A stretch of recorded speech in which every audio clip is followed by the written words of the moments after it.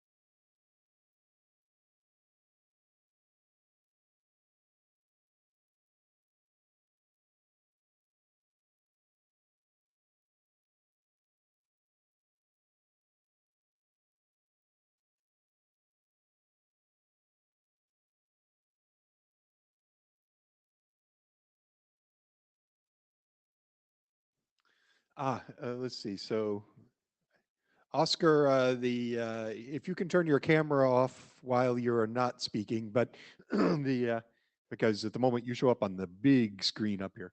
But while you're there, just test your mic and make sure your mic works before we start. Good morning, everyone. This is Oscar, and this is an audio test. Perfect. All right. Now, if you Thank can turn you. off your camera for the next little bit. Will do. Thanks. All right. It's now 1 after. So it's hammer-in time or quantum internet time or something. We've still got a handful of people coming in here. So let's give people about another 30 seconds or so to get into the room and get settled. I can see people milling about in the hallway, figuring out which room is which. All right.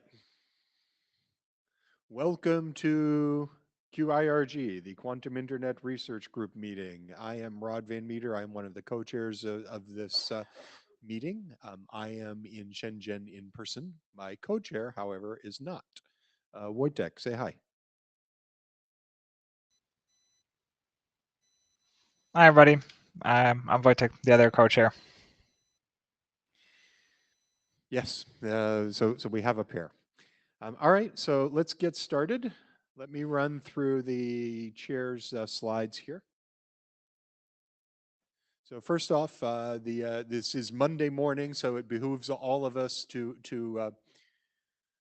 go through these standard slides very carefully here first thing. So first up, note well the intellectual property. The IETF follows, the IRTF follows the IETF intellectual property rights disclosure rules.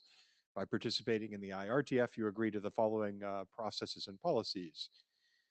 And I think you can read those there. But basically, if you are holding IP on any of this stuff, it's incumbent on you to share that fact with the rest of us. So if you're aware of any IRTF contributions covered by patents or patent applications that are owned or controlled by you or your sponsor, you must disclose that or not participate in the discussion. IRTF expects you to file such IPR disclosures in a timely manner. IETF prefers the most liberal licensing possible, and more details are available in the RFCs cited there. All right. As always with IETF and IRTF, we do make audio and video recordings. The IRTF routinely records online and in-person meetings, including audio, video, and photographs, and publishes those online. If you participate and choose not to wear a red "Do Not Photograph" lanyard, then you consent to appear in such recordings. And if you speak at the microphone, appear on a panel, or carry out an official duty as a member of IRTF leadership, then you consent to appearing in recordings of you at that time. If you participate online and you turn on your camera and or your microphone, then you consent to appear in such recordings. Privacy and code of conduct. This, I think, is especially important. As a participant in or attendee to any IRTF activity, you acknowledge that written, audio, video, and photographic records of meetings may be made public. Personal information that you provide will be handled in accordance with the privacy policy at the link there. And you agree to work respectfully with other participants. There is an ombudsman team an ombuds team with a link there if you have any questions or concern about this, and don't be shy about contacting them if you have any concerns about anything. IETF, let's see, so see RFC 7154, IETF Code of Conduct, and 7776, the anti-harassment procedures, and especially the brand new RFC 9775 by Colin on the new IRTF Code of Conduct. All right, so the goals of the IRTF. IRTF focuses on longer term research issues. We are not building standards for the internet here. So IRTF conducts research. We can publish informational or experimental documents, and we have quite a number of those to talk about today. But the primary purpose is to promote development of research collaboration and teamwork and exploring research issues related to internet protocols, applications, architecture, and technology. All right. As always, this meeting is being recorded. Make sure you have signed in to the Meet ecosystem or the data tracker system to record your presence here today. Keep your audio and mic off if you're not actually speaking. Excuse me. And here's a view of where you can find some of the tools if you need them. All right, so today we actually have a lighter agenda than usual, but we have a lot of actual group documents to look at. And so the agenda here is set up currently as follows, but we can afford to be a little bit more lax on the time this time compared to last meeting when we had a ridiculously full agenda and had to cut off some interesting discussions at a couple of points. We're already a little over the 5 minutes allotted for administrivia. But the first issue up after that is going to be Diego's current draft. And then after that, the new draft by Oscar, and then new draft by Mikkel, which will actually be presented by Monet, and then a presentation by Aman on multiverse.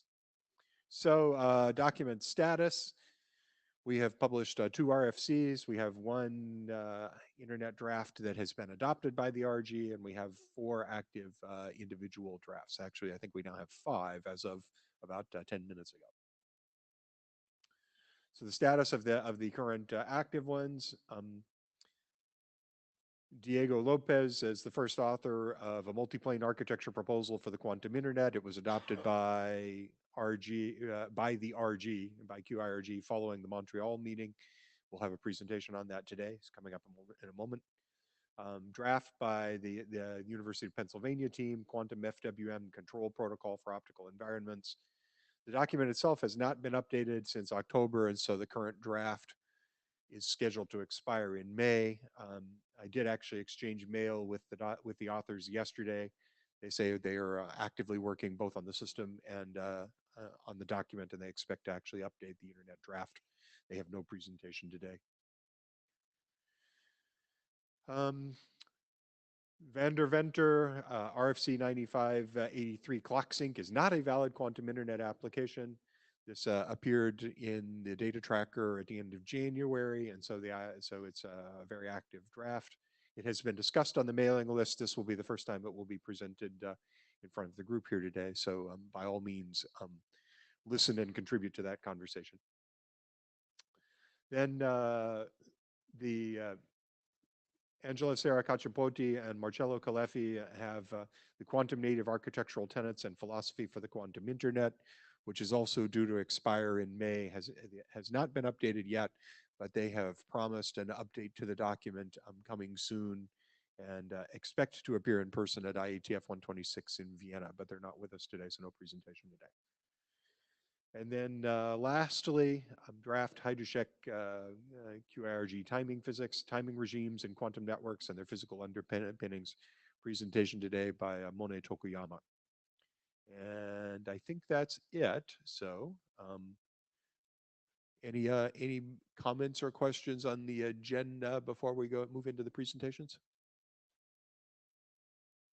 If not, anybody who has not signed into the data tracker yet, please do so. And other than that, Diego, you are up next. Here we go. Let's see. Hang on, I gotta hand the control to the clicker. Pass control to the clicker.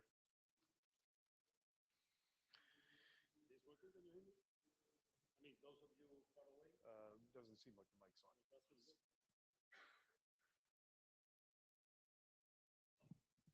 Now, yes.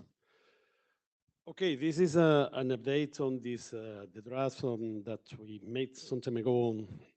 Started to work some time ago on this multi-plane architecture, and that well was recently adopted. Like some discussions. Well, it was almost a whole day discussion on details, and then we have been trying to improve and. Though not everything that we was expecting to have ready by the moment when we met in Montreal has been completed. Is a sort of ongoing work. First of all, is why we're talking about an architecture framework, and this is something that let me say something that is basic here is that we're not talking only about, or not talking only about the architecture of the quantum internet, but about how we can build a quantum-enabled internet. This is how we connect what we're building right now, what we're discussing here, the different pieces, and how we can provide a framework that can be used for referencing and for reference to validate the different proposals and to play with them, and how this integration with the existing internet is going to happen. This is something that, well, in the introductory part of the draft is discussed in detail. Is about the idea that having a separate classical internet and a separate quantum internet doesn't make that much sense, and that we should be talking more about quantum-enabled internet with the idea that you will, the same way that you have optical-enabled internet, and you can use copper and fiber, etc. The idea is that you could use quantum mechanisms whenever it is required, and for sure for the clear quantum cases. But then there is a lot of, probably, I don't know how to call it, edge or fringe cases that will be equally important, and it's important that we are able to share this. One of the things that we insist very much is about precisely this coexistence or transparency of the quantum internet with the existing one. The idea is, and it's something that I insist very much, is not that we are proposing a particular set of protocols or we're proposing a particular set of architectural concepts. It's about how we define the framework in which you can play with them and with the different interactions. We are trying to leverage basically SDN, which has been the mechanism for controlling and defining network services in the last 10, 15 years.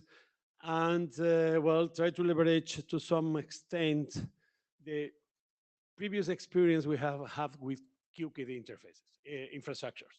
It's true, it's a it's a corner case, it's very focused on a particular thing, but it's the first case in which we have been experiencing this integration between the existing network services and the coming network services coming from the quantum research.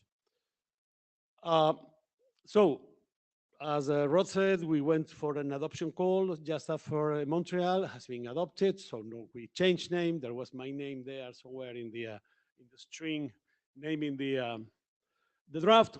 And now what we have is something that is the 0.0 version once adopted is exactly the same. Let me say, we're talking about this framework for reasoning about how the interaction between the current internet and the future quantum aware or quantum enabled internet would be. The document has been reshaped. Basically, part of the adoption call and the discussion we have for the adoption call was very much related about the basic concepts that needed to be improved, and we have been talking about these and how these base concepts should be reshaped and avoid something that was a perception that there was too much emphasis on QKD. We wanted to justify this, and well, look at this is the story of how we started working with the QKD, how QKD started to be applied, and helped us in understanding certain design patterns. But it was, well, apparently the impression that we were giving, and probably thought it was right, it was no, we invented, well, QKD is the base of everything, and we are going to put this on top. It was not intended to be the case, because QKD is very, very specific in certain aspects, like, for example, the quantum forwarding issue. That is something that in QKD, you always have an Alice, you have a Bob, you want the key to be from here to there. There is a clear directionality in that relationship. When you have to consider a quantum network, a generalized quantum network is not the case, and we try to avoid that. So when dealing with the framework, and with the framework is that this is conceptual reference system, we have tried to make a much more stronger emphasis on that we are considering regarding SDN principles, virtualization principles, how this can be applied, how we can generalize this from the current classical network practice to the future quantum internet practice. And talking about refinement, well, we got a number of comments, some of them very much detailed, and we try to address them. One is that the document deals with three main principles, and one of those principles is about transparency, this idea that you can interact. The availability of a quantum internet should not impact the existing one. It should be something that is an enabler for network services. We were noted that coexisting was a much better way of terming them. So what we're having is combining them. Forwarding, as I said, we decided after some discussion to forget about the idea of forwarding and the idea that this is about that we're talking about distribution and we're talking about quantum distribution all over the document, reinforcing the idea that we're talking about shared state on the one hand and supporting the multi-party mechanisms. Implicitly assuming that, well, implicitly and explicitly assuming that there will be multi-party entanglement. So directionality, at the end, you have a directionality always. You have someone that is initiating or is willing to initiate the communication, and someone that is, well, someone or someones that are going to be incorporated to the communication.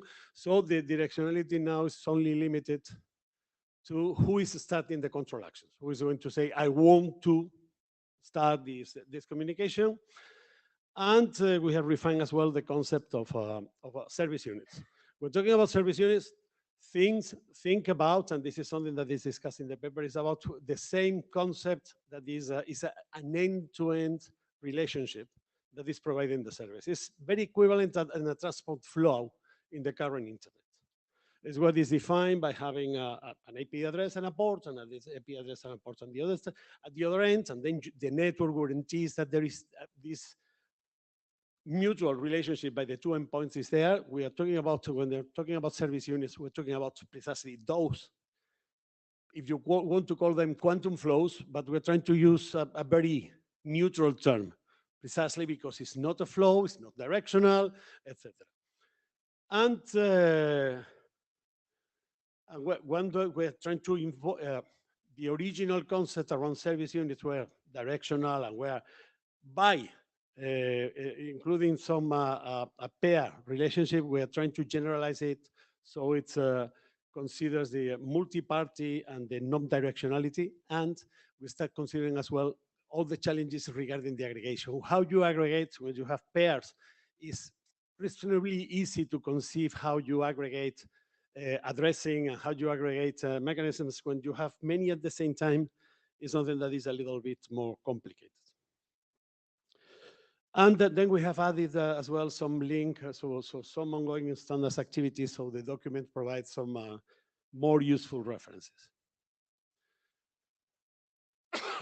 So since the idea of this is providing, as I said, a framework in which we can play and validate concepts, compare concepts, and try to see whether those concepts are compatible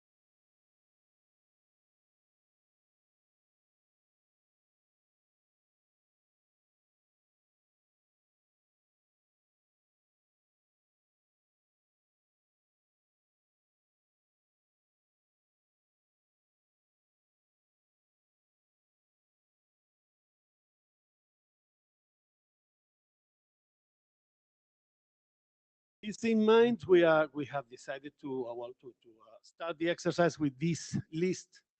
You have this draft from Marcello and Sara, which is on there's a quantum native architecture, which is very much, for those of you who are familiar, Rod was telling me that he was going to wanted to run a poll on the who has read the document or not. We talk about several strata. This is the quantum fabric strata in which quantum things happen, but we consider two other strata that have their own control planes and data planes, etc. And well, whatever it has to do with this quantum native architecture, we believe belongs to the quantum fabric, to the control and the resource planes, what is in traditional SDN, the control plane and the data plane. And well, they propose entanglement service providers and entanglement data controllers, etc. The idea is how to see how they fit there and how they define the interaction with the other strata, with the service strata, that is the one that connects with the applications outside, and with what we call the connectivity strata, that is how you deal with the physical stuff that you have to prepare. Then very recently, this draft from Mikal, it is the way, from Mikal appeared, which is has been quite interesting. We have been discussing about how this fits, because all the physical measures that are analyzed there and all the timing implications are quite interesting. They are very much related to something that is, for sure, is a resource plane inside the quantum strata, and how you are going, how we deal with telemetry at the quantum fabric. What makes sense to be measured in an environment in if you make you somehow spoil the whole system, and how you can exchange them.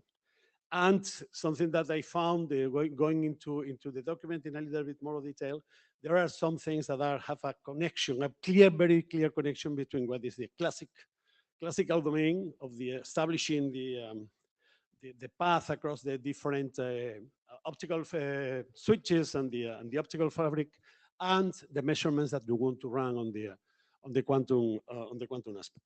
So we have started with this, and during this discussion, Joaquin Chung made some comments to that reference. The title was very long, so I decided to use the archive link, in which it came from the discussion on the discussion that we had with him on the concept of service units, etc., which is about this.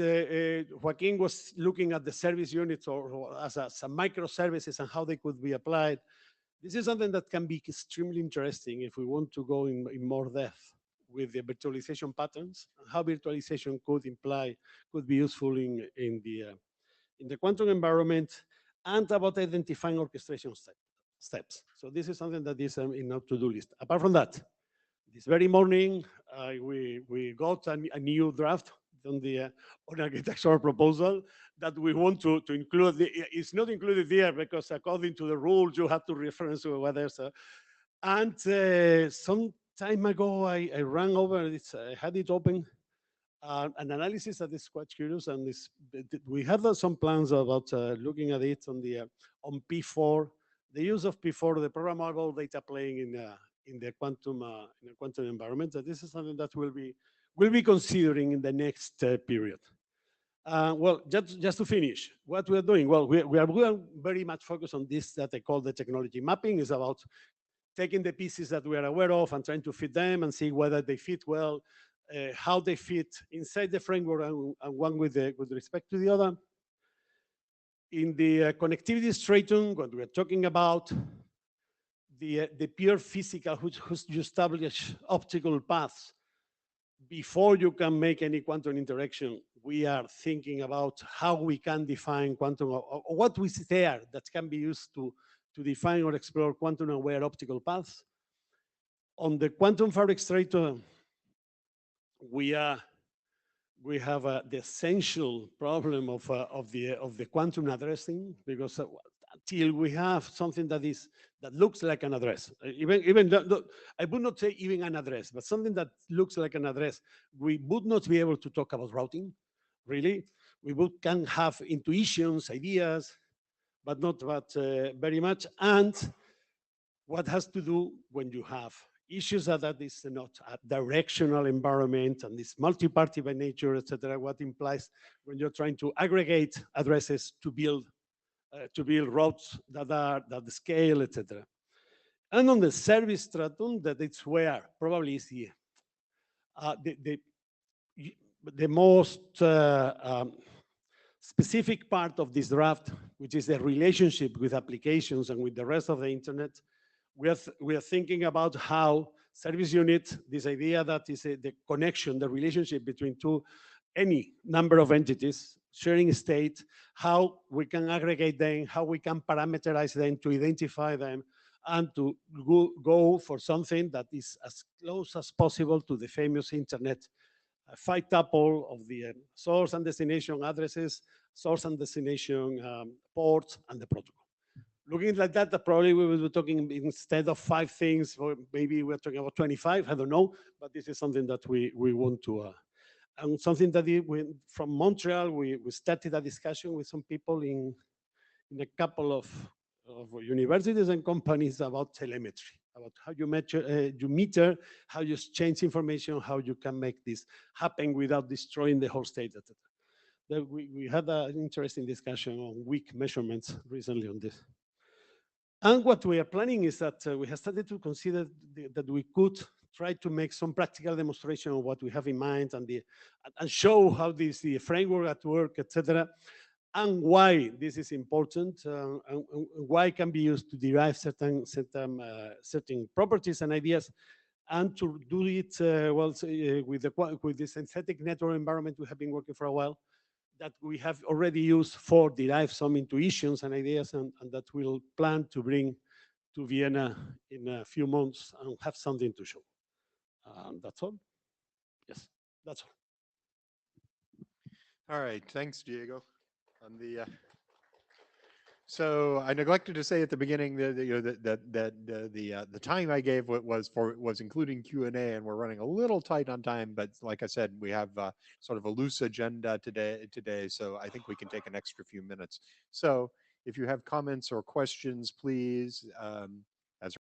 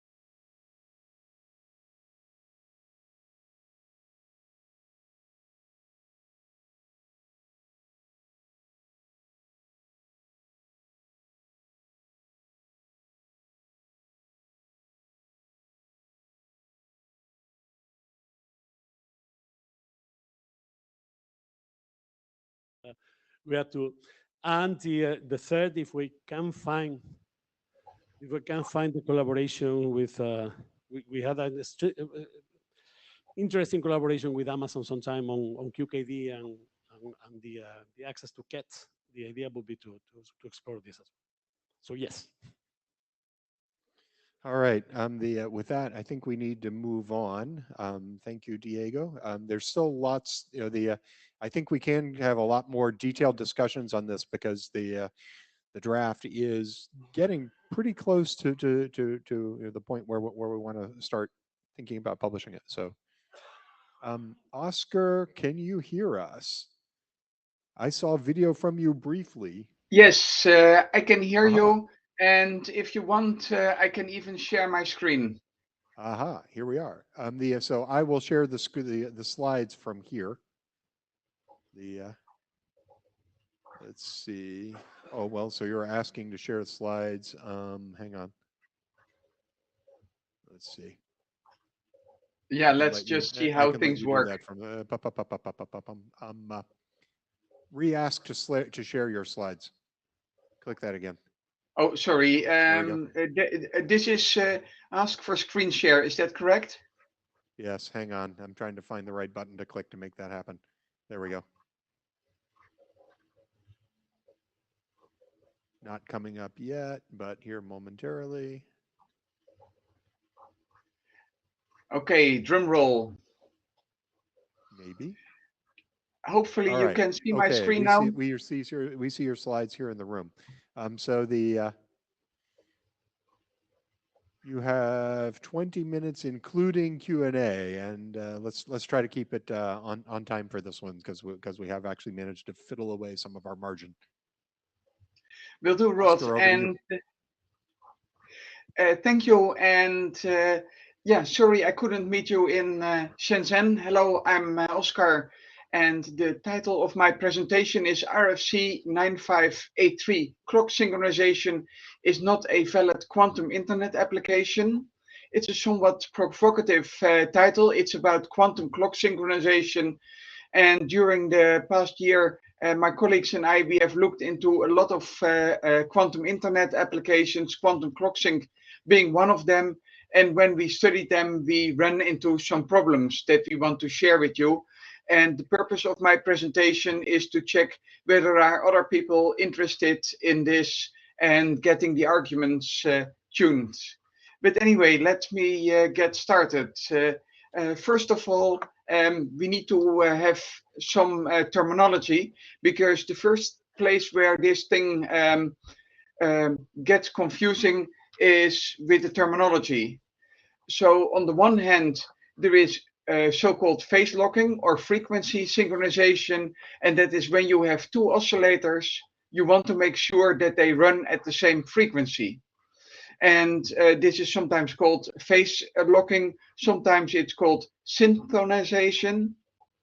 But there is also the term synchronization, and that means that when my clock says it's 10 past 10, then your clock is also saying it's 10 past 10. So it's getting the hands of the clock synchronized.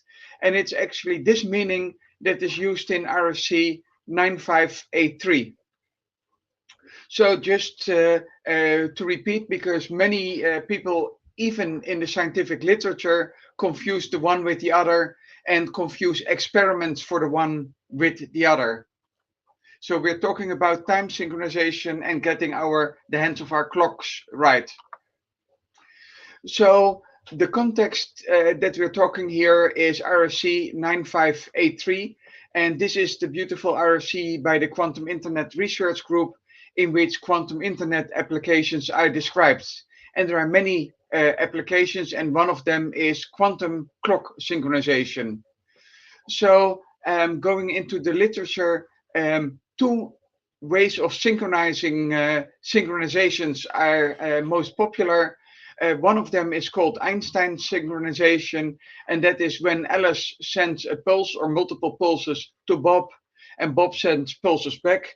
And by sending pulses up and down, Alice and Bob know how far in time they are away from each other, and they make the presumption that the delay in one direction is identical to the delay in the other direction. And based on that assumption, and they can get their clocks right, even though they are at some distance from each other. Then the second one is Eddington's slow clock transport protocol, and this is where Alice has two clocks, and she sends one clock very slowly to Bob. And the reason for sending it very slowly is that we have relativity. You all know Einstein more than a century ago, and because of special relativity, if you go too fast, your clock goes slower, and we are in a domain where it matters. Well, now comes the special one, the third one, quantum clock synchronization. And again, I'm using it in the same meaning as RFC 9583. And this is where we use qubits. And we all know those things like entangled photon pair sources, Bell state measurements, quantum repeaters, etc. But anyway, we have all those beautiful systems, and at some point in that system, we make a cut, and on that cut, there are qubits going from one side to the other. And we call the one side Alice, we call the other side Bob. So this is very important to understand. We are talking about sending qubits from Alice to Bob, and it's unidirectional. So as we all know, quantum internet, the establishment of entanglement has no direction, but between two nodes, there is a direction, because that's the direction in which you send the photons. So we are talking about photonic qubits. Moving on, and here we run into the fundamental issue. The fundamental issue is that photons do not carry time. So here we have Alice and Bob, and of course they're simple squares in this picture, but obviously we know that there are very difficult technologies on both sides. And we have a similar system with Alice and Bert. The only difference is that Bert is slightly further away from Alice than Bob. And since photons do not carry time, suppose if Alice managed to get synchronized with Bob, then Bert would also be synchronized with Bob, but a little bit behind. So if Alice and Bob's clocks are at 12 o'clock exactly at the same time, then Bert will be lagging a bit behind. So this is a very fundamental insight. It doesn't depend on what type of quantum internet you have, etc. And I make the comparison with the law of conservation of energy. So we know that centuries ago, people patented perpetual motion machines, and none of them worked. And the reason was the law of conservation of energy. And of course, if you know the law of conservation of energy, it's very easy to debunk perpetual motion machines. And similarly, if you know that photons don't carry time, that they're just frozen wave packets moving through space, but not through time, then it's easy.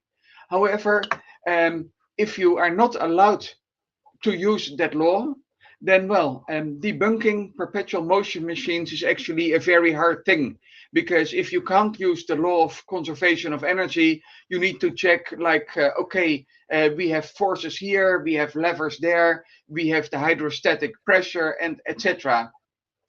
And one of the things that we learned from reading the literature on quantum clock synchronization, again, the type that I just mentioned, is that there is a lot of confusion. First of all, there's confusion when you're talking about the lab time framework, the rotating time framework, and also some circular reasonings like, okay, presume we have two entangled qubits, then etc. But how did you get the entangled qubits? For that, you needed synchronization. What we also noticed by studying literature and connecting with experts is that there is a language confusion. We have mathematicians, we have physics theorists, we have experimentalists, and they all use a slightly different quantum dialect, which means that things are somewhat hard to reconcile.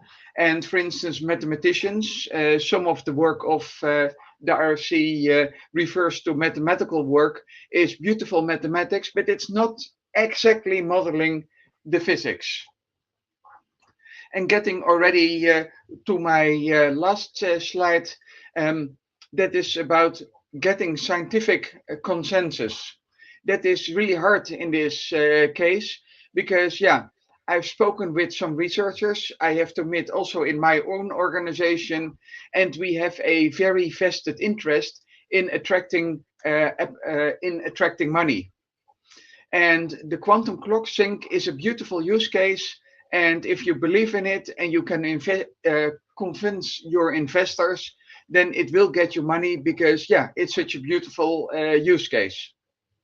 We contacted one of the original authors, and okay, I'm now paraphrasing, but it was, yeah, quantum is that magic. Trust me, shut up and calculate. And of course, if there are some fundamental errors in the mathematical premise, then yeah, that's not really an argument that holds. But still, we haven't managed to convince the original author that there is a fundamental flaw. I've also spoken with quantum and relativity experts. Those people, this is from a German institute, they look at what happens at qubits in the, well, classical relativity domain. So we are not talking about black holes, but we are talking about gravities that we have on Earth. And we are talking at speeds that we have in and around Earth. And they say, well, there is no global time frame. So they say, well, the very fundamentals is wrong. I've spoken with several clock experts, and they say, well, we really don't care about quantum clock sync because classical clock sync, Einstein synchronization is more than good enough. We have checked with the entanglement experimentalists who have actually achieved entanglement on quite a distance. As you can hear from my accent, I'm Dutch, and in Netherlands we have done some impressive entanglement experiments, not myself, but people in our neighborhood. And what you see is that they don't mention the quantum clock synchronization application at all. And then finally, I had a sponsor for the project that I was doing. Then we came to this conclusion, and I said, well, I want to present my conclusion at QIRG. And then my sponsor said, well, the equivalent of why should we invest in debunking? So actually, I found a different sponsor to at least be able to give you this presentation. And all of these are paraphrased. So here's my call to action to you. First of all, we don't have scientific consensus yet. We are very sure that I'm very sure that what I've presented is correct. However, if you are referring to RFC 9585 quantum clock synchronization, do your own due diligence and don't blindly quote it. And there is some moral hazard here because, yeah, if you quote it to get investments, then you have a challenge. And finally, please let me know if you are interested in the topic. You have seen the internet draft, and of course, our arguments need refinement. They need to be accessible to all three categories of interested parties, that is, to mathematicians, to theoretical physicists, and to the experimentalists. And I really need help to improve this. And I think with this last slide, I already thank you for your time. And please let me know if you're interested. All right, thank you, Oscar. I should also thank you, like I thanked Wojtek. I should thank you for getting up at 2 a.m. or 3 a.m. or whatever time it is where you are. Sorry, you guys both drew the short stick this time around. Discussion from the floor. Any comments or questions? while people are considering this, and I hope we will have some comments or questions from the floor, while people are considering this, Oscar, let me ask, what do you want to do with this document? This IRTF is not normally the venue for new research results, and so if this is original research in terms of debunking clock synchronization, what's the right venue for getting the right level of expertise on reviewing this? Hi, Rod. Your question is totally fair. And if I had a sponsor that would allow me to go beyond QIRG, I would be very happy. So what I'm looking for right now is other people that are interested in the topic that can also invest some time in getting all the arguments correct. And it would be great if we could do a joint publication. For now, my research has stopped because I've come to this conclusion and my sponsor is no longer interested in sponsoring the topic, which means that I need to do it in my spare time, maybe in my spare overnight time. So for the time being is getting the arguments correct, updating the internet draft to get the arguments improved. And obviously, if I can find a scientific partner that can help with publication, I would be very happy with that. Okay, thanks. Diego's in the queue. Diego? Yeah, just a couple of comments on this. First is that for sure, working in a network operator, this idea of the clock synchronization has been extremely appealing, and that's something that it is. Can you hear me, Oscar?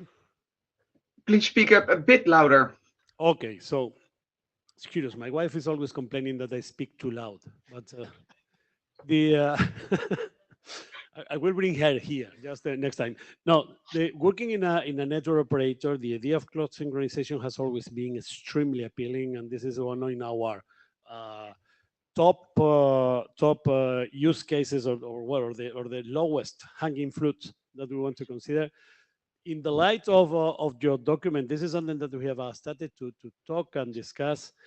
I would say that probably we have a draft. It's a draft or it's an RFC on use cases, probably updating that probably would be part of, not necessarily the whole document, but part of it could become part of the of this document as well, and on a discussion of the feasibility of such synchronization.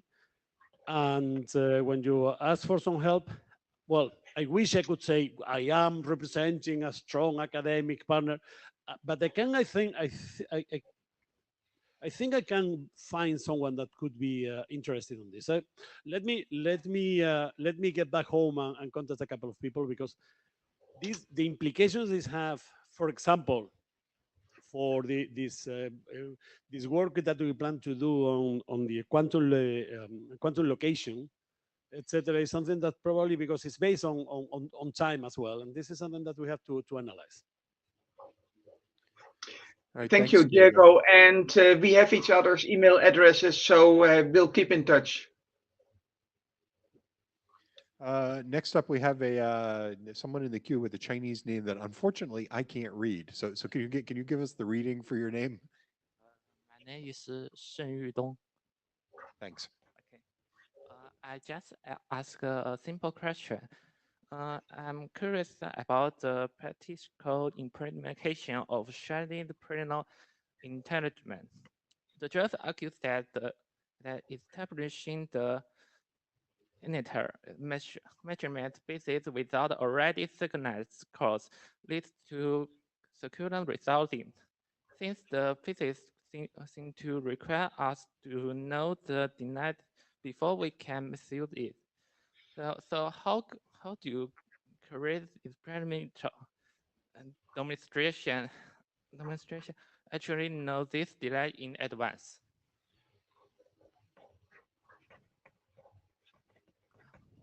Rod, I'm not sure whether I fully understood the question. The audio is less than perfect. One of the questions my interpretation is of the question is, how do you know the delay in advance? Rod, can you help me? Is that the correct question? Yeah, it's the question. Yes, that was the question on the floor. So sort of, I guess another way to say this is partly, how do you actually bootstrap this system or this application? Is that, how do you get it started? So let me try and answer that question. And actually, this is exactly the question where things go wrong. Because in the literature that is cited in RFC 9583, they all start with the premise, okay, we have here two qubits that are synchronized, or we have two groups that are already entangled with each other, and then go from there. But the whole bootstrapping problem is exactly the problem.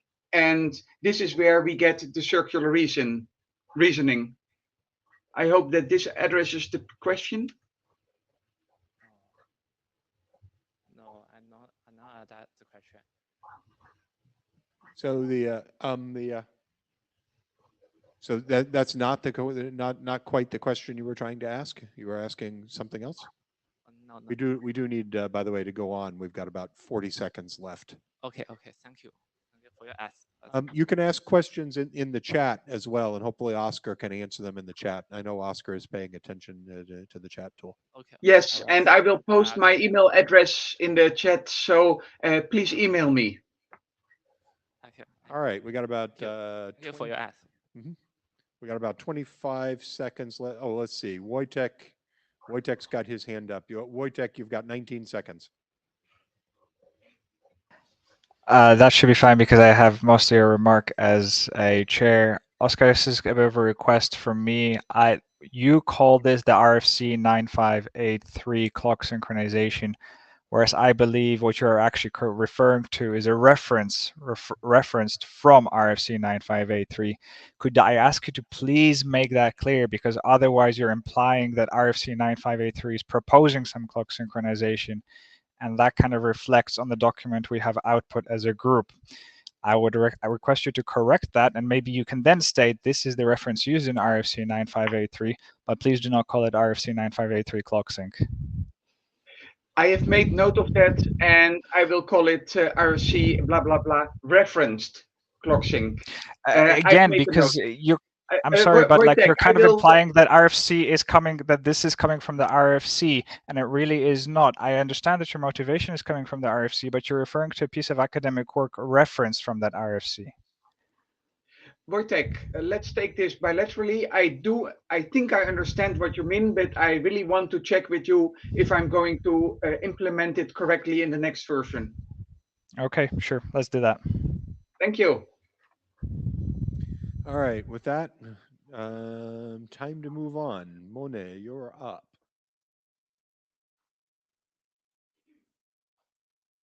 Hang on just a sec. Slide control, hang on. When I got booted out here, I lost some of my controls here. Hang on, here we go. Just a sec. Enable the clicker. All right, you should be able to use the clicker now. Okay. All right, including Q&A, you have 20 minutes. Great. Okay. Good morning, everyone. My name is Monet, and I will be presenting our recent internet draft that came out of our group. The authors are Mikael Hajusek and Rodney Van Meter. Mikael couldn't make it this time, and Rod is sitting right there. Okay, so, sorry. The objective of this ID is to be like a reference point for driving layering decisions and divisions of responsibilities when we're thinking about quantum network architecture development. So this document itself is not proposing any new architectural layering or anything. It's just a reference point that we want to consider. So quantum network core function, how we think about it is to distribute entanglement. And to do this, it requires coordinating tasks or quantum phenomena that span 20 orders of magnitude in time, which looks something like this. So at the far end, in the femtosecond range, you might have the infrared light cycles. In like the second range, you might have very slow wave-bait rotations that we use to measure photons in different bases, or just like system drift calibration that you might do every day or maybe in a couple of hours, stuff like that. So there's different time involved in the layering of quantum networks. So the objective, again, going back, is the goals are to identify and provide a introduction to the physical principles relating to the timing regimes that I just briefly showed you in quantum networks, and to provide justification behind specific design choices discussed in other documents that we are developing right now. And also to serve as a reference for other quantum network specifications that may come out of our group or different groups.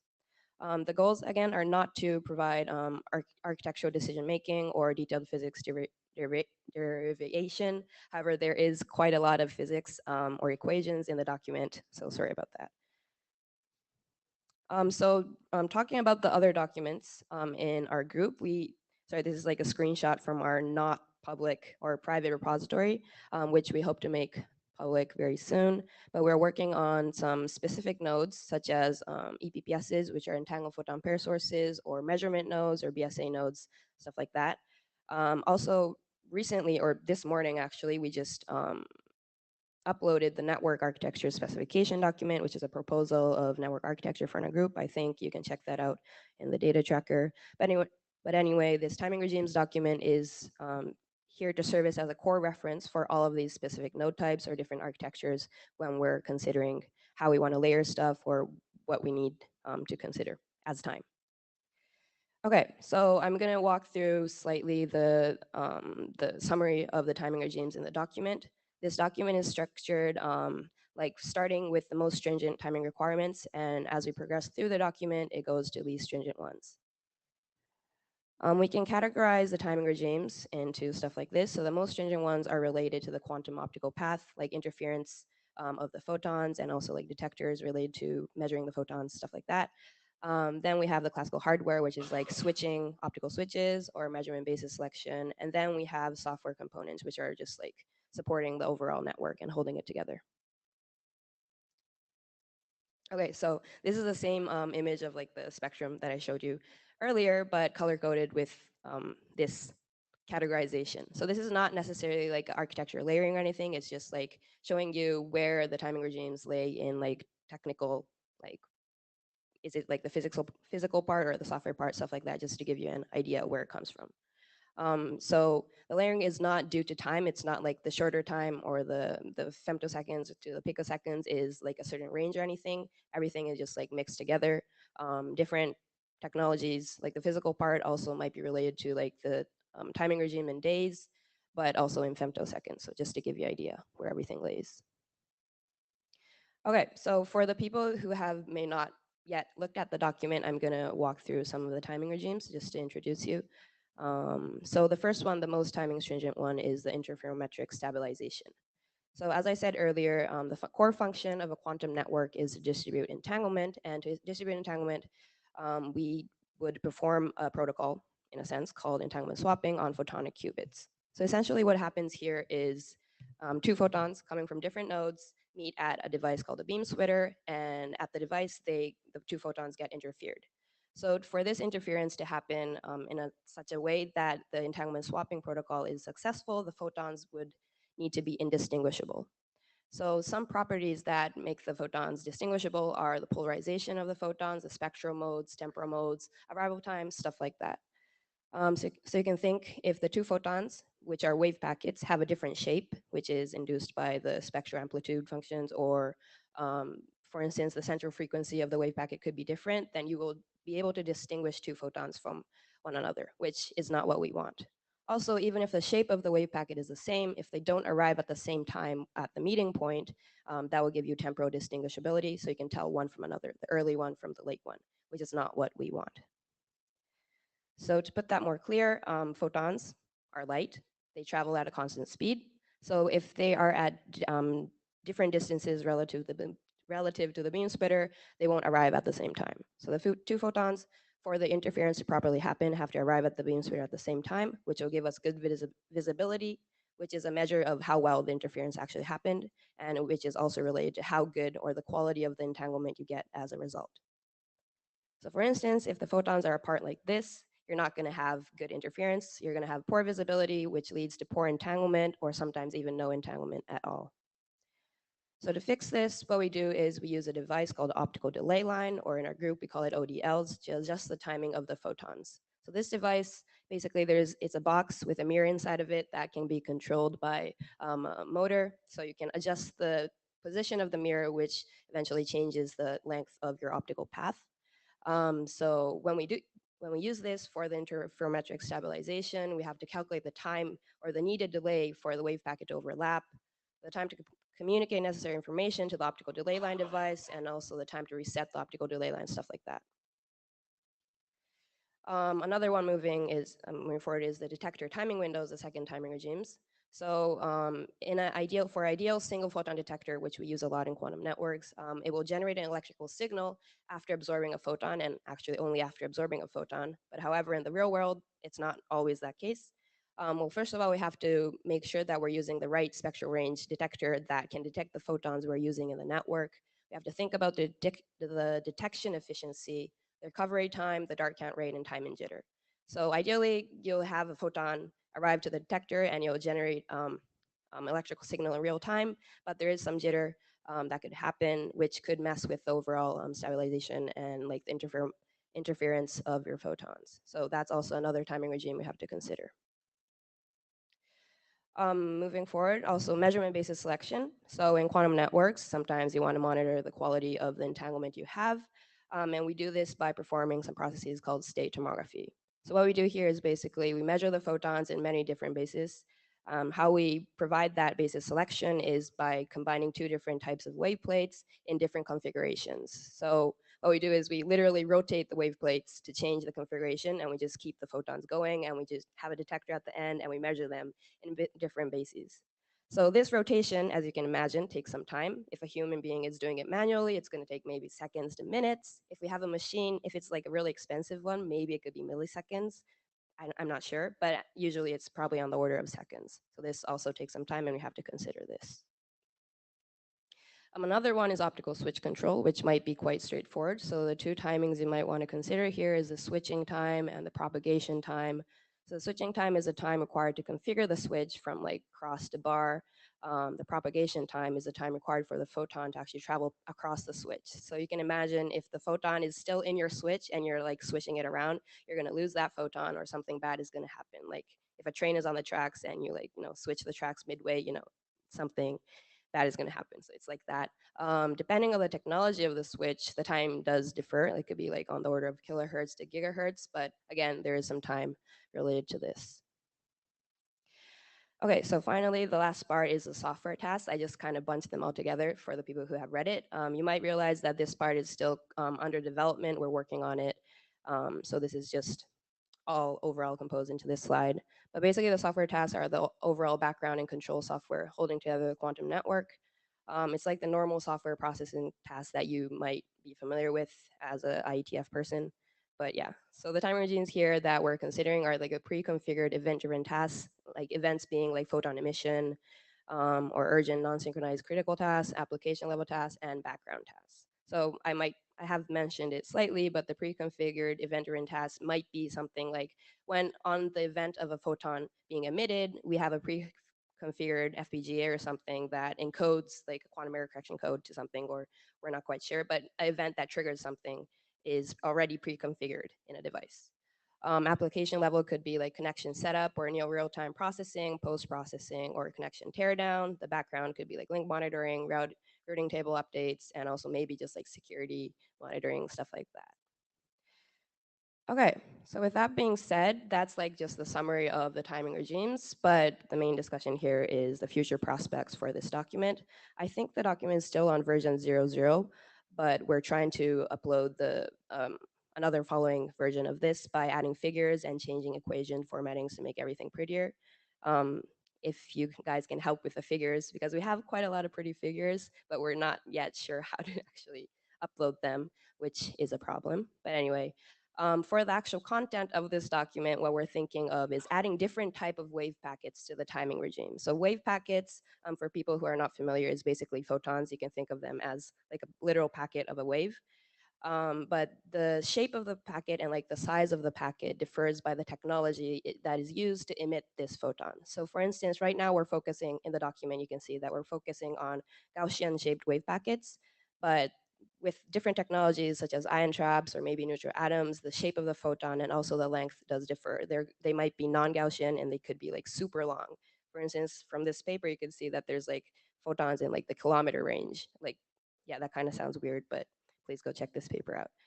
Also, some discussions on discussions on visibility, which we could maybe use for when we have like a given infidelity budget of the entanglement that we want in a network, what is the maximum misalignment at the beam splitter or the wave packet overlap that can be tolerated for the budget you have for infidelity? That's like one thing we're considering. But mostly we want to think about the accessibility of this document to the IETF community. So right now, there's a lot of equations, so I might be, saying something that I do mean, but like not, it doesn't really look like it. But yeah, so we want to eventually show how the physics connect to the code. So like everyone that is not necessarily in quantum may also, if you're interested, you can help us out. Any kind of contribution or feedback is appreciated. You can come talk to us during the mailing list or just upright make a pull request, an issue in the GitHub. But that's pretty much it from me, and maybe I can take the questions now. Thank you. All right, thanks.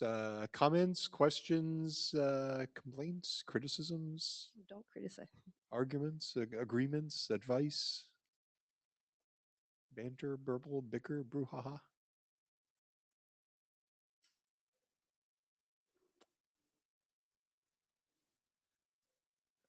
Let's see. So there was a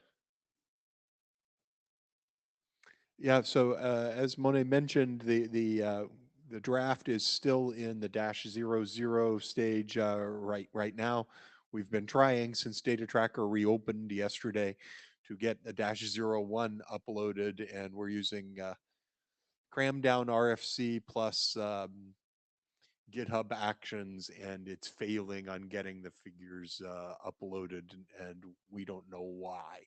So if, if you guys are experts in those tools, we could very much use your help on getting that resolved.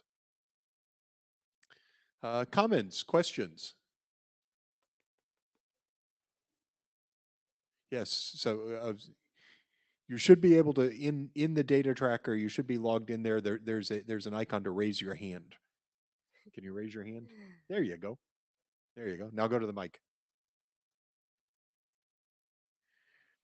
Roman. Hi. That's Yeah.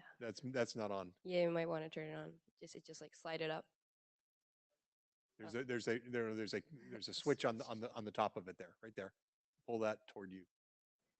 All right. There you go. Thank you for the presentation. Yeah.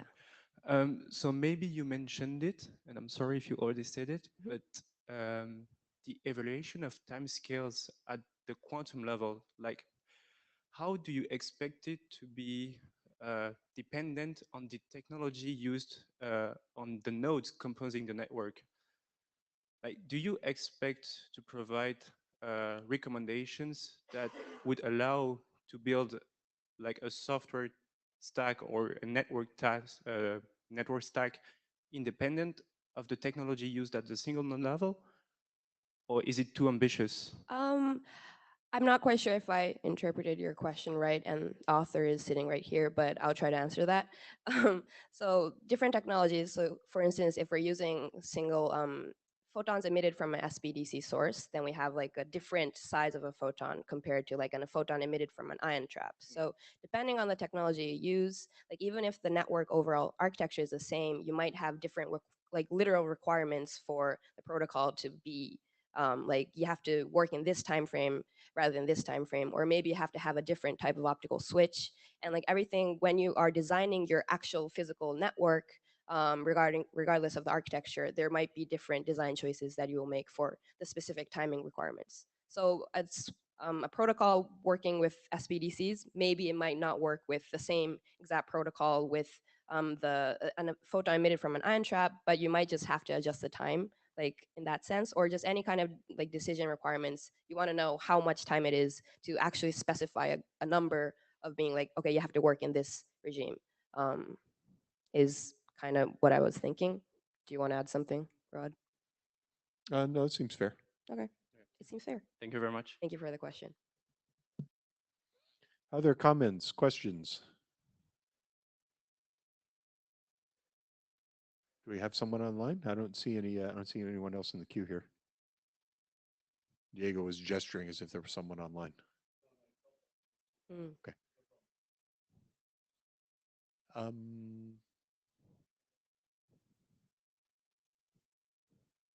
guess I was clear enough. Diego. Oh, okay. Okay. Thank you. More comfortable. No, what I would like to see this, this as a list of of issues is extremely interesting. It would be very desirable, apart from the issue with the graphics. Probably there is always there is a desk there with the RFC editor. Oh, People. Yeah, I may have to go ask him for help. The ones with the chocolates, so you get some free chocolates and get some advice as well. What it would be nice to see is some kind of a structure, or because I think that we here are at least mixing probably three things. One is that all this interaction with the classical stuff that concerns me very much, and that second is about the implications that you mentioned on the different technologies, and that equal architecture would be affected by technology, and this could be probably a dedicated one. And the other one is about, and I believe that's important as well, is about the measurement. How you mentioned these rotating plates and things like that. And those are three aspects that are very much related to that we will have to do in the future. In the document, it said something like when the Ethernet specification appeared, there was a very much detail. What is that part of this of how we are going to measure how this could impact the future architectural decisions, and the third part about this, about if you can try to structure the document in that directions, would be ideal. Thank you. That's actually a very valuable comment. Maybe it might be a section in this document. It could almost be a different document, possibly. But for like the aim of this document is essentially, as you mentioned, like the Ethernet original specification, which like it has very, very specific requirements of everything, but it does refer back to another document that kind of has like the physical underpinnings of all of these, like why we are making these decisions in the Ethernet document. So we want this timing regimes document to serve as a document like that. That's the reference document for like what the Ethernet document also had. But yes, we'll take that comment into account. Thank you very much. No other comments? And with that, we are down to 1 minute. So this is a pretty good point to cut it off here, unless somebody else has something. All right. Great. Thanks, Monet. Thank you. All right. And our last presentation actually is Amar. Amar, can you turn on your idea? Aha, good. I forgot to have you check your audio and video before we started, so I'm glad that's working. Yeah, we are you lucky. Want me to run the slides from here? Can I change the slides from here? Yes, or you can request to actually share your screen. Okay. Let's see. Grant permission. All right, you should have permission.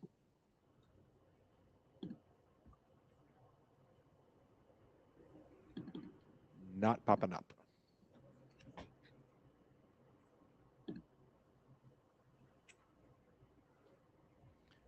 Try again from your side. From our side, it says that you have permission. There we go. Now we see your full browser. Click into slideshow mode, and that looks good. Yeah, you should see the full screen now. Yes, it's full screen now. Yeah. Okay. Okay. Yeah. Thanks. All right. You have 20 minutes, including Q&A. Okay. Hello, everyone. I am Amar with NIST, and this presentation is about Multiverse, our new simulator for quantum network architectures, which is a joint work with Korea University. Amar, speak up or move just a little bit closer to the mic. Okay, is it better now? Yeah, still a little louder would be a little better. Okay, I'm trying to speak a little louder then. Okay, all right, that's good. Okay, yeah. So so why do we need another simulator to start? Research on quantum networking is becoming more and more complex, and so today we are not only studying entanglement distribution like as an isolated process or optimizing one problem in isolation, but studies are going into more like studying more complete network behavior, including different routing paradigms or different routing assumptions, swapping and purification optimizations, different multiplexing or memory management, classical delay are also considered more realistically than just perfect classical delay. Of course, different timing modes are explored, and heterogeneous hardware also, and even the control and management of the network itself. And we are seeing more and more of these, or like two or more of these aspects integrated together and studied together. So these aspects interact together, and to evaluate these interactions, we think there is a need for a joint evaluation of all these aspects in a single simulation environment, which takes us actually into like a full network behavior. And with many existing simulators that we're all using, it's difficult to study these like all these processes together in a single network, especially when it's a large network, because they mainly use photon level simulation, or they simulate photon level events, and in combination with the full state quantum state representation or state vectors, which are conceptually already far from the network behavior as a like fully functional network. So what we want instead with this is the ability to study entanglement distribution with all these processes involved as a network system, close to as close as possible to what we see in classical networks. So that's what we try to address, or what we try to provide with MQNS. And so the goal is to provide the flexible simulation environment for quantum networking. And so just to give an idea, this is a snapshot of one of the examples of how simulation is defined. And you can see, in addition to the quantum specific parameters like memory models and noise models and topology, of course, we try to, or we want also to be able to configure networking aspects like the routing paradigm itself, like identify routing paradigms or routing models, submit or customize routing algorithms, select swapping policies, multiplexing strategies, and also timing models, at least synchronous and asynchronous operation of the network, and of course customize the memory management or qubit selection or qubit management for the network, all as a like viewed at the network level. And so for this, there are two main challenges.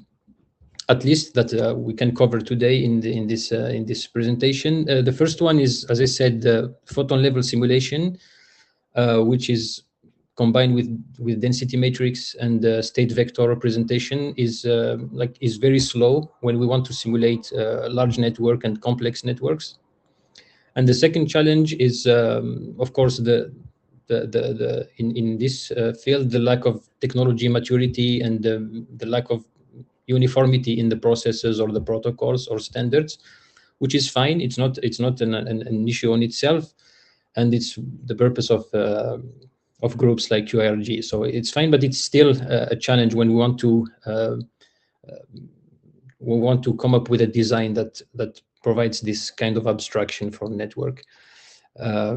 So that's what we try to propose with this simulator. Yeah, so given these challenges, we start with simple design principles. The first one is the architecture agnostic design. So the simulator doesn't assume a specific quantum network architecture because it's meant for exploring these architectures.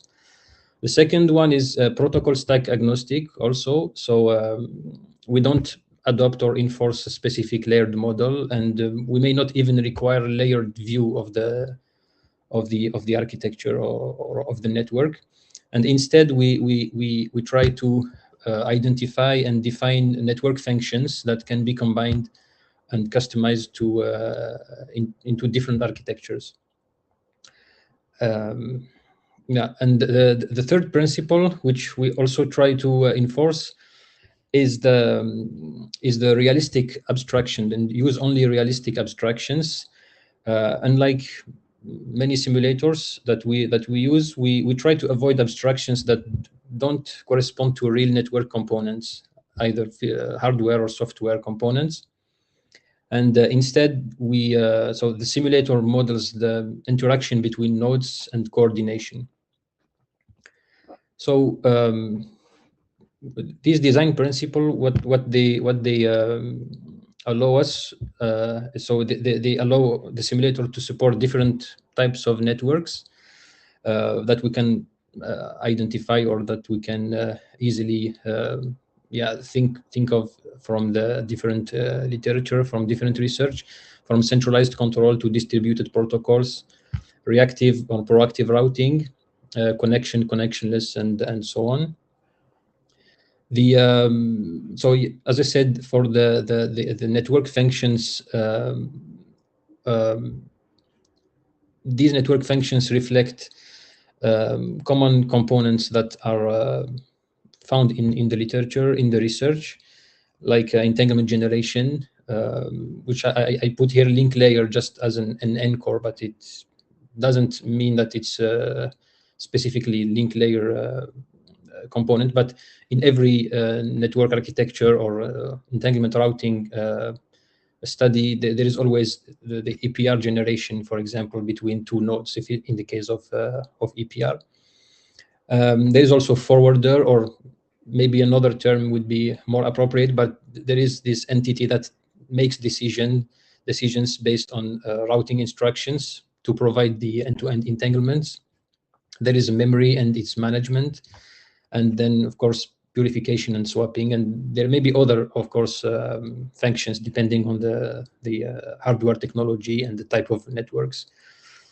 So for the abstractions, we avoid, for example, the entities like a global resource manager or centralized scheduler for all nodes, because they usually don't exist in real networks, and they may produce unrealistic expectations regarding some design or some protocol, where when we come to like a real implementation or a more realistic implementation, then we may find there is some overhead and some coordination that's needed.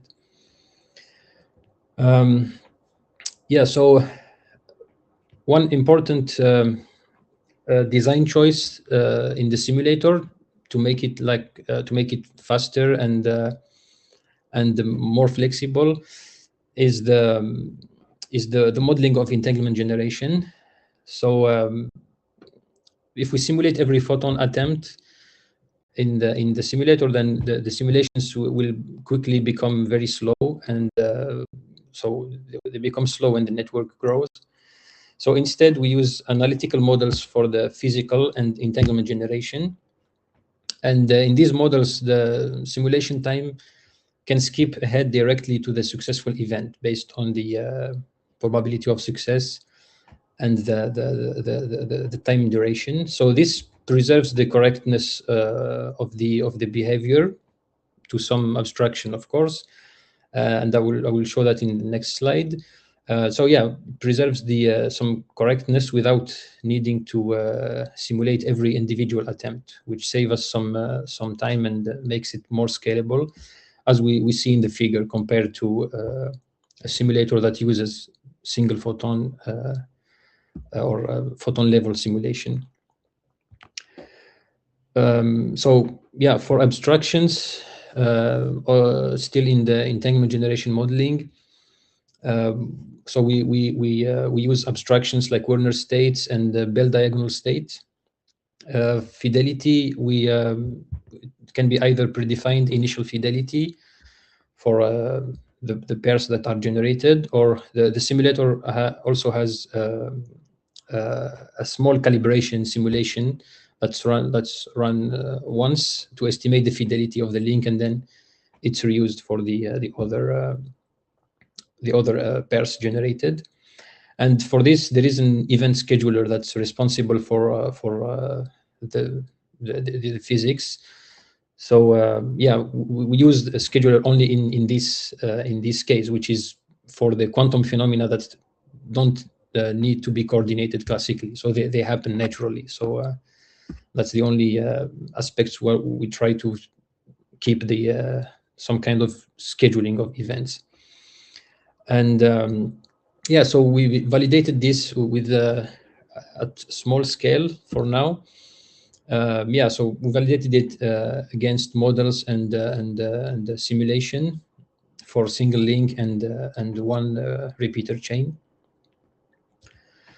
So yeah, the other important aspect that we also explore for the simulator is the link architecture framework. So we of course, different physical platforms use different methods to generate entanglements, from detection in midpoint to source in midpoint and sender receiver, with different photonic encodings, and also optionally with the transduction for some platforms.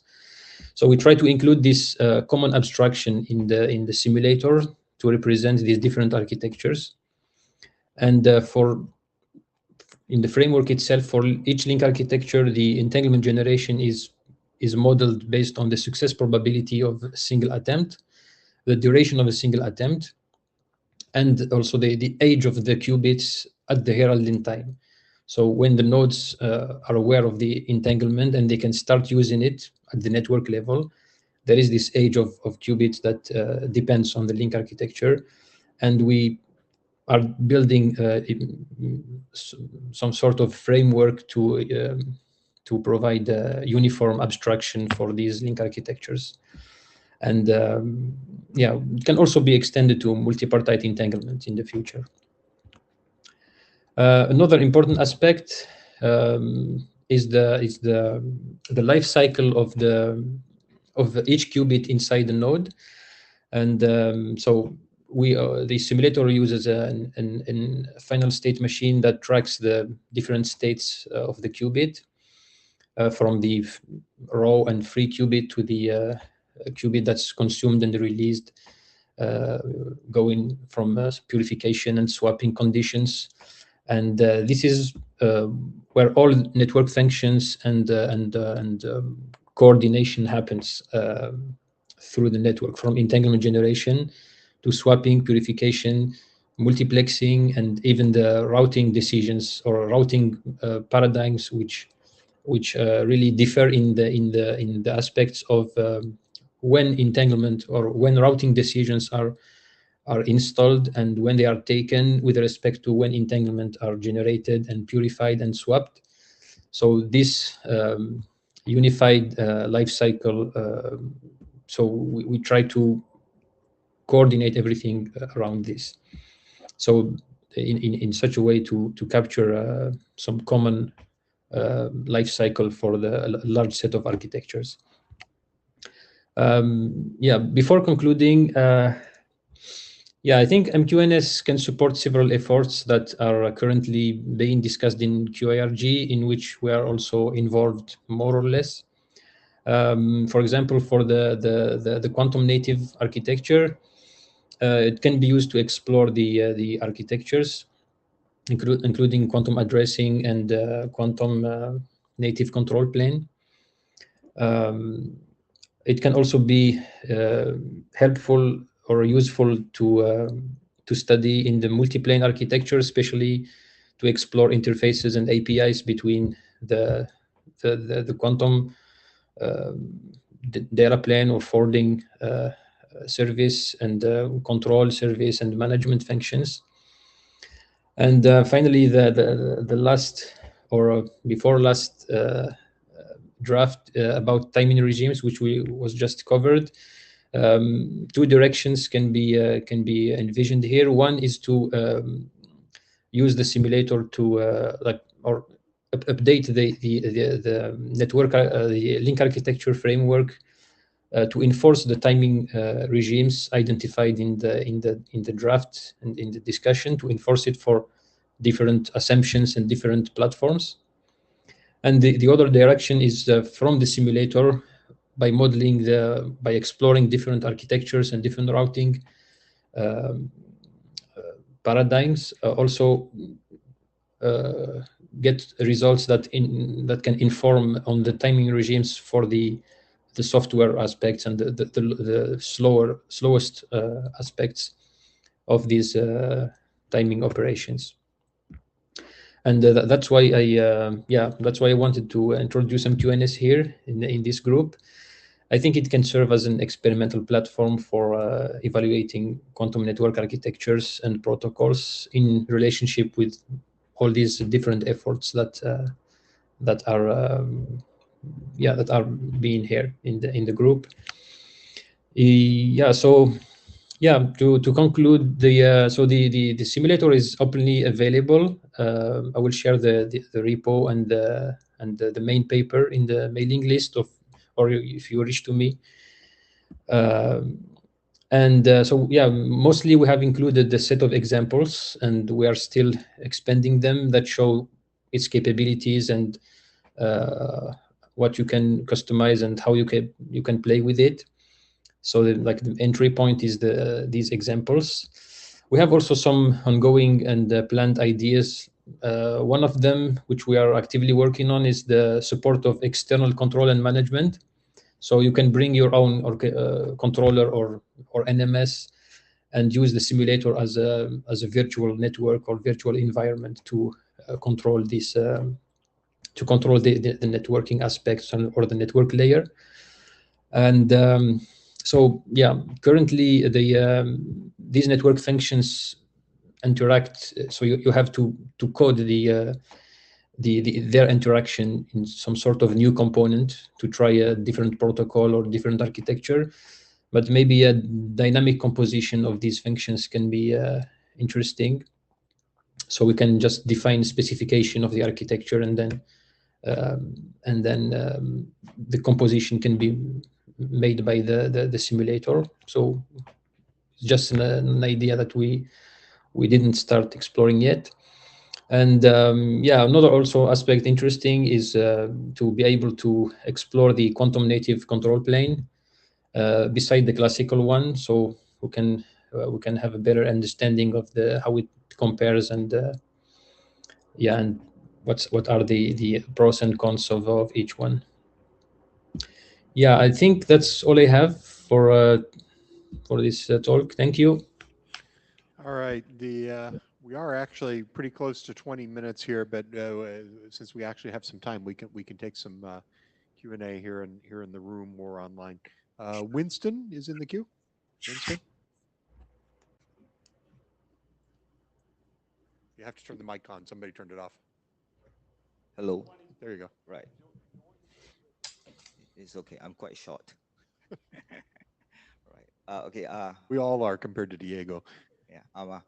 Thanks for the introduction of your simulator. It gives me a lot of hope towards trying to verify my work. So we have looked at a lot of simulators, and they sort of model the entanglement setup and all that based on a fiber link. So it- the are you looking also in sort of incorporating a satellite link as part of the your work? Because what we notice is that there are other difficulties when you deal with satellites, like pointing errors, diffraction, photon loss over free space and all that, which at this point maybe we have not looked hard enough. We couldn't find any simulator that really covers all this. And I sort of take your point that rather than modeling or simulating every single photon setup, you use mathematical models, which is what we have done. We have a mathematical model that we're now trying to verify. So fiber, we can sort of look towards people who have done lab setups, but so far we haven't found anyone that actually done an experimental model of a satellite link. So sorry.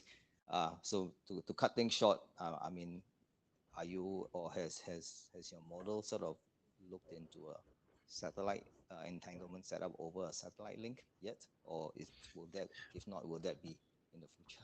So yeah, so mostly what we model mostly is fiber links, to be honest. So we always look at that first. Yes. But yeah, so since it's a model, so we can easily extend to satellites or incorporate free space models. So, but if the purpose is to validate the model through some like more physics simulator, then probably it's not the right tool for that.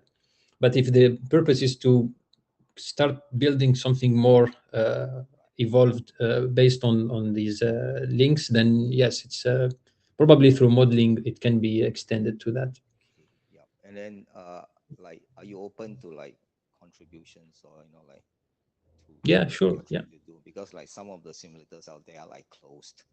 We can't yeah, change anything yeah. in So them. yeah, it's open source. Yeah, I can share the link in the mailing list, or even there is my email in the slides. Sure. If you yeah, if you I'm reach sure out to people me. would be thrilled if you would share the link to the source code on the QIRG mailing list. Yeah, sure, I'll That's do the that. Yeah, most the way you're going to reach the most people. yeah. Thanks very much. Other comments, questions? If not, I have a couple myself on the. So just to follow up on Winston's question there. By the way, independent of Amar's work here, our simulator QUISP was extended by a student from France to actually support satellite links. So there is at least one simulator that does it. That doesn't mean that it's easy to use and that it does everything you want and everything else. Amar, can you go back to page, let's see, what page was I looking at? 6? This one. Page 6. Yeah, here you go. So scalability with 10 qubits channel capacity. I don't understand what the definition of channel capacity is here. What is that? Yeah, so basically it's the number of qubits that are on each side of a channel, of each channel.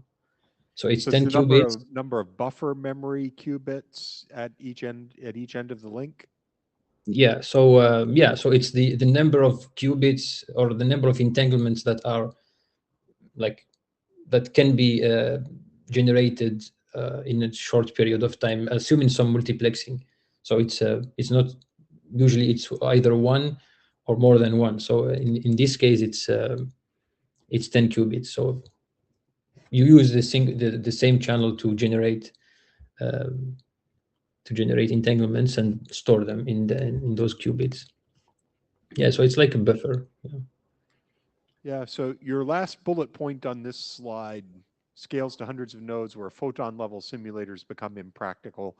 That's definitely one of the big constraints, one of the big drawbacks we found in our simulator, QUISP.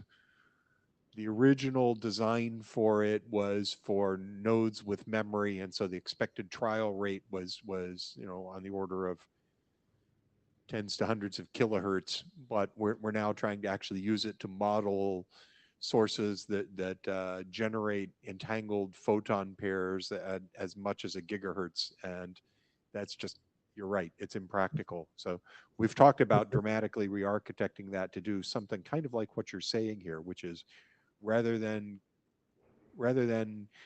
doing a billion events a second, go ahead and multiply by the expected success probability, and then skip ahead to one that's actually likely going to succeed, and not queue as many events in the event-driven simulator. That should save us a couple orders of magnitude, we think. But we haven't done it yet. Yeah, and actually, if there is always some model in the simulator, even if it's single photon, if it's photon level. So if the suppose the simplest model you have is the photon loss in the fiber, and you have this exponential probability to lose a photon. And so if you just try every time, so you have an event for each photon, and you just discard this event, and it doesn't bring much accuracy, like it doesn't bring more accuracy than just use the model itself through some geometric distribution, and just skip ahead to the successful event. All right, thanks. Other comments, questions from the floor? Anybody? Yeah. Can you click on the? Well, all right. Go to yeah. Click on the raise your hand function there. You can't. There you go. All right. Tell us. Test. Okay. So thank you for the presentation. Maybe this, I don't know about how it works for the other simulators, so maybe this is a dumb question, but when considering, for example, distributed quantum computation, sometimes you use state teleportation, sometimes you use gate teleportation. So I think that can affect how much, let's say, the buffer memory you have on each node. Just curious about, maybe you said, or I didn't understand, sorry, but how that works in your simulator, how you can deal with changing the memory with time for each node.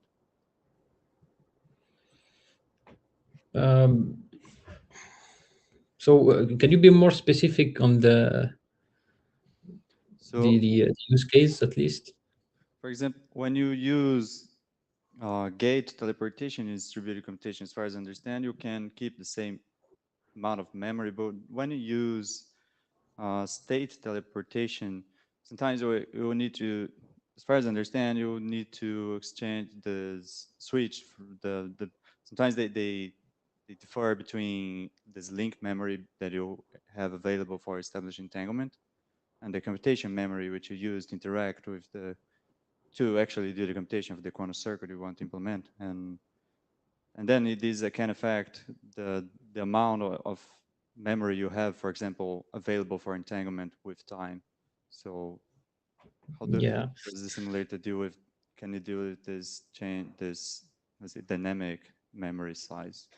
Can I try rephrasing that? So I think the question is, what are you doing about modeling the application's buffering of qubits and use of memory? Are you actually modeling memory allocation as application level qubits move from one node to another in the network, for example? I guess. Yeah, if I get the question correctly, I guess in our case here we look mostly at rate of entanglement deliveries and fidelity. So usually the entanglements are consumed right away. So of course the applications will change this behavior depending on what the application needs from the entanglement. So yeah, probably it's not incorporated yet in the simulator. So the application has to decide on that. But in our case, we just, when the end-to-end entanglement arrives, it's consumed and statistics are updated. So yeah, probably it's an open question on our side of this. Okay, thank you. Yeah. All right, sure. and with that, we're well over time on this particular presentation. So Amar, thank you for your Yeah. contribution here, and looking forward to learning more about your simulator and seeing it develop too. Thank you. All right, that's everything that's on the agenda. Does anybody have any additional items they want to actually bring up? Any other business? The AOB portion of the agenda. All right, I have one thing. So as noted early in the meeting, and for those of you who are on the mailing list, you have seen, we posted the -00 draft of an architecture draft based on our architecture we are actually implementing. We posted that this morning, so obviously nobody has had a chance to read it. I will say it's still very, very, very drafty. It's very -00. It's maybe more like -1 level of completeness. We're trying to capture, among other things, the requirements for the network. There's a whole lot of stuff that's sort of in our heads that isn't written down in a bunch of places, and there are a number of design decisions that also need to go into that. Parts of the document come from some older papers and theses and things like that, and parts of it have been sitting around for a while, and so the basically none of it is up to date with Diego's draft or the others drafts that are out there, and so we should actually reconcile as best possible with the ideas and terminology in those. Although once you get into any of the level of design decisions, I think we're likely to wind up with different choices in the design decisions. So that doesn't necessarily mean that anybody else's is wrong and ours are right, just that this is what we have decided. We are happy to have feedback on that as well as on the timing regimes document. Both of those are just personal comments for me from our group. And with that, that's everything that's on the agenda for today. Wojtek, any comments about Vienna or any other final comments on wrapping up the meeting? No comments on wrapping up the meeting, but for Vienna, yeah, I do plan to attend. So if there's material for a QRG meeting, yeah, let's do it then. Angela, Sarah, and I think a couple of others have also said that they were interested in trying to get some stuff ready in time for Vienna. So, assuming that they're on track for that, I think it's likely that we will have a QIRG meeting in Vienna. We may Yeah, swap roles. I may be remote in that one because it's just bad timing in our academic calendar. yes, and for some additional context, whilst at QRG we don't do QKD, the QKD people I think are looking more broadly towards entanglement-based networking, and EuroQCI has just got the next kick in Europe, so it's a good point of connection also with the European initiatives via the QIRG.